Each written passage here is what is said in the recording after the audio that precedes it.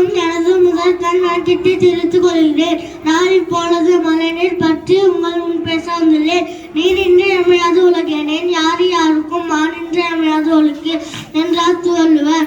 ஆம், நீர் இல்லாமல் உலகில் வாழ முடியாது. மழைநீர் வெள்ளம் போய் பெருக்கிறது, தெருவில் ஓடுகிறது. இது யாருக்கும் பயனின்றி விழாவில் போய்விடுகிறது. கடும் பிழைப்பினால் தோற்றும் பிறவையை நாம் உயர்வாக நினைக்கிறோம். அதுபோல் மழை நீரையும் விரைவாக இழக்க வேண்டும்.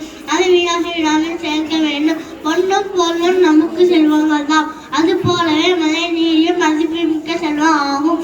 இது வானம் நமக்கு அளித்த நற்கொடை என்பதில் ஐயமில்லை. மழை நீரால் குளங்களும் ஏரிகளும் நிரப்புகின்றன. இதனால் குருவி கொக்கு போன்ற பறவைகள் உயிர் வாழ்கின்றன. மழை வான் அமுதம் எனப்படுகிறது. இந்த மழை நீரை சேமித்தால் வாழ்வு அளவு பெறும். நாடு வீடு செழிக்க நல்ல தண்ணீர் இன்றியமையாதது. எனவே ஓடுகின்ற மழை நீரை தேக்குவோம். இந்த நீரை உழவு தொழிலுக்கு பயன்படுத்துவோம். பயிர்களை வளர்ப்போம். உலகின் பசி தீர்ப்போம்.